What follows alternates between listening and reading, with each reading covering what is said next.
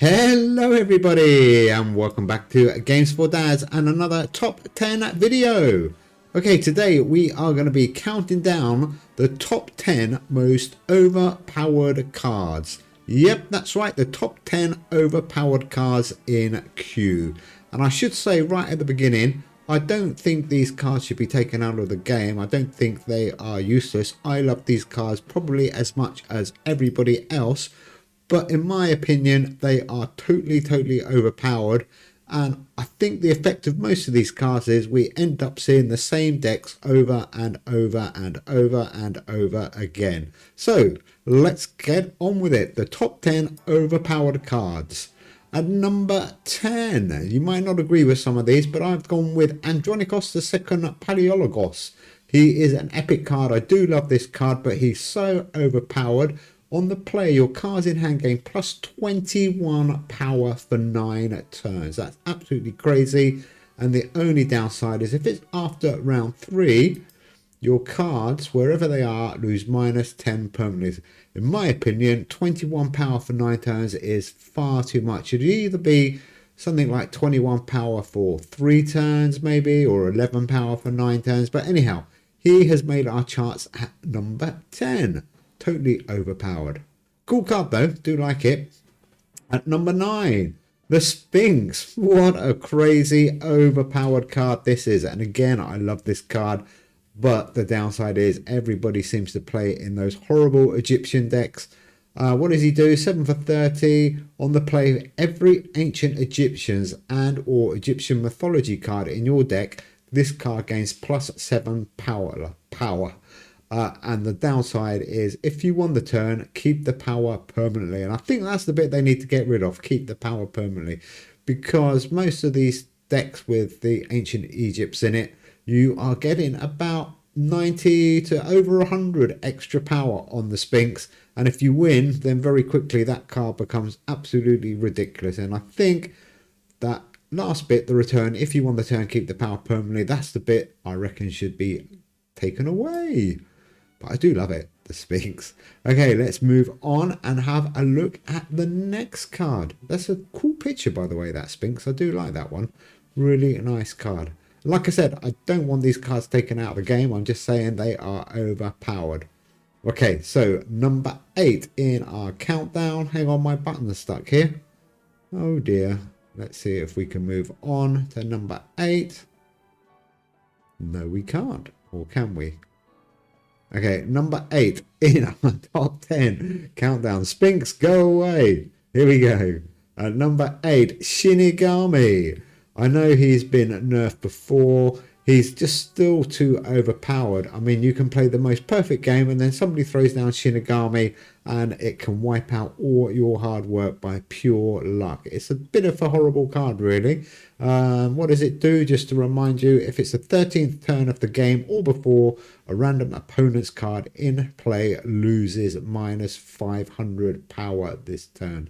Far too much in my opinion. 250, 300 will be good enough, but 500 just totally destroys your card if you've been working hard to build them up. So number 8 in our top 10 overpowered cards goes to Shinigami.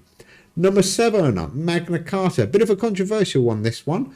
And the reason I put it in will become apparent later on. But what does he do? On the draw, your epic and rare cards, wherever they are, cost minus 2 energy until played. And if you are playing a lot of epic and rare cards, which a lot of people are now because they tend to be better than the limited ledges, then this card is going to make your deck absolutely dead cheap to play.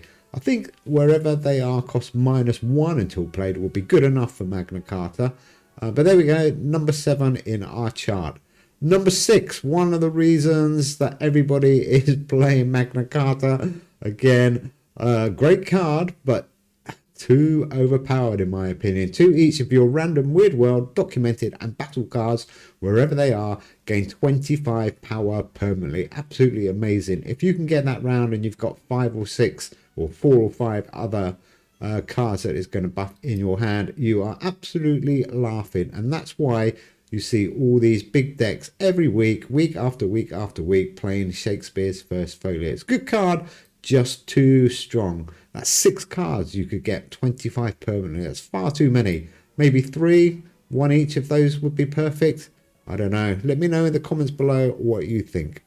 Anyhow, let's move on and have a look at number 5 in our overpowered cards. And just remind you, I don't think all these cards should be nerfed, if that's the right saying.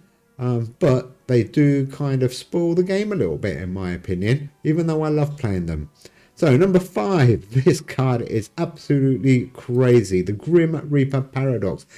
Epic Limited. It's probably one of the best cards in the game at the moment. On the draw, if it's round 1 or 2, your opponent's cards in hand lose minus 32 power. You are knocking off 96 power on round 1 or 2, and you can get it round round 1 if you're lucky, and in round 2. And then it gets worse. If it's round 3 or 4, your opponent's cards in hand lose minus 16 this turn. It just doesn't stop. And then if it's round 5, your cards in hand lose 16 permanently. Well, that's a little bit, but everybody gets the rotation right, and that last bit never really comes into play. Anyhow, that's the Grim Reaper Paradox. In my opinion, far too powerful, but I love it. I love that card. Play it all the time. So don't do anything to the Grim Reaper. Please. Okay, let's move on. Number 4 in my countdown. These cards are now starting to get absolutely mental. Number 4 of the most overpowered cards goes to... I wonder if you can work this one out. Grim Reaper doesn't want to go either. He is staying. Oh well. We will move on to number 4. Here we go. Number 4. He still won't go. There we go. Identity theft.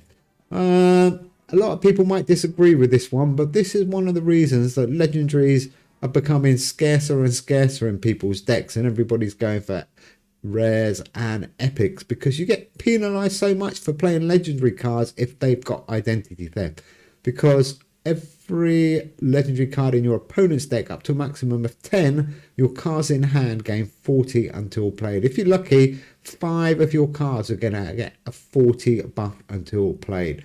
Absolutely crazy. It should be for every 2 legendary cards in your opponent's deck, I reckon.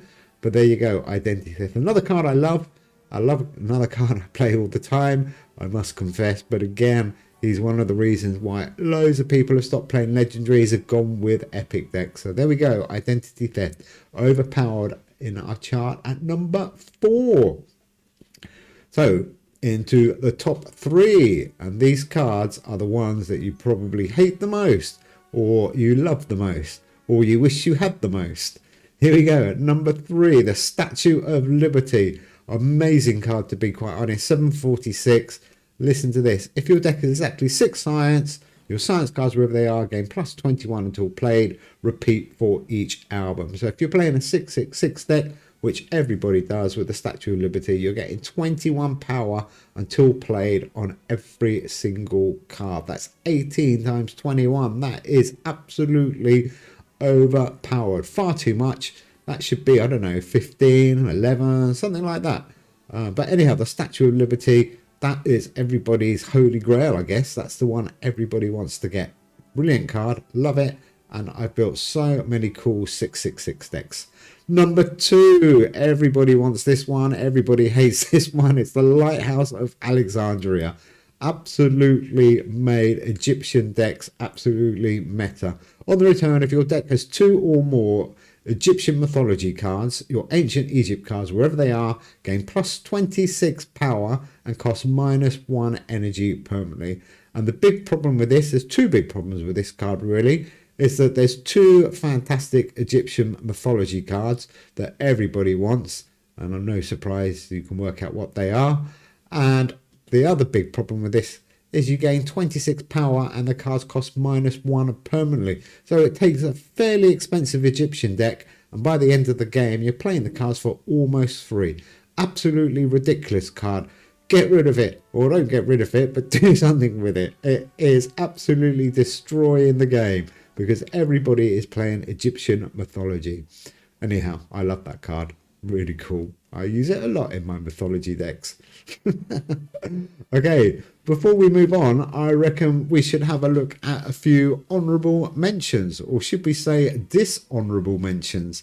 These are cards that didn't quite make the top 10, but are probably overpowered a little bit. Tesso Formation. This one's not too bad. I nearly left him out. Your cards, wherever they are, gain plus 48 power and cost plus 3 this round. I think that almost balances it out, but it's still a super powerful card on high energy weeks, and that is the problem with it.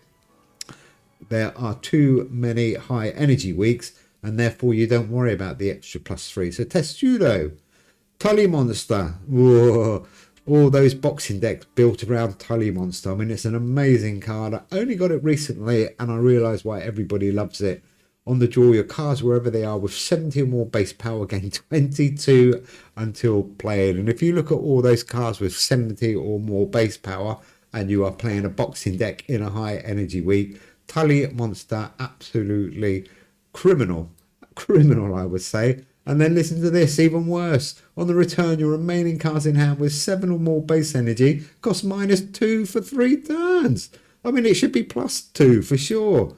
I don't know. That's Tully Monster. A dishonourable mention to Tully Monster. Okay, have we got another dishonourable mention or an honourable mention? Yep, we have. The next honourable mention goes to, and again with this card, I wasn't sure about it. Five Eyes. I think it's just a little bit overpowered, but it is a cool card. 755 limited legendary, so you don't see it very often anymore, but in the right deck, listen to this. 5 of your random espionage cards, wherever they are, gain plus 25 permanently. Not too bad at all, but it is a little bit overpowered. So he made our top 10. Well, sorry, he didn't make our top 10. He made our honourable or dishonourable mentions. Five Eyes. Okay, let's have a look at one more honourable mention before we get into that dreaded number 1 overpower card. And I'm sure you can work out what number 1's going to be. But do leave us a comment below and let us know the cards that you think should be in our top 10. Anyhow, another honourable mention goes to Hierophant. Another card I love to play, but it's just totally overpowered. If your deck is exactly 3 tarot cards, give them wherever they are 27 permanently. And the problem with that is there's too many good tarot cards. So 3 tarot cards can fit in pretty much any deck. So the Hierophant, honourable mention. Okay, here we go, ladies and gentlemen. Number 1. No surprise, Beowulf absolutely destroyed the game. If your deck has 14 or more epic cards, your epic cards, wherever they are, gain plus 19 until played. I mean, well, there you go. What can I say? Beowulf and Soul paired up together. It's just, I don't know. I don't know what to say. I love the card. I love the deck. It's really good. The trouble is, everybody wants to get the same cards. Everybody plays the same decks. And it's really, really taken away a lot of the fun in building cool decks. And that's what I really enjoy Q for, is building different decks and using different cards. Not playing Beowulf Soul every single week or Ancient Egyptians every single week just to get to rank 1. I mean, the events have done a little bit. Or event 3 was a bit of a failure, but the events have done a little bit to try and get a bit more fun into the game. But anyhow, that is my top 10 overpower cards. I'm sure you won't agree with everything, and I'm sure Avid will give me a really hard time, but never mind. There we go. Have fun, enjoy Q, and I'll be back soon. Bye.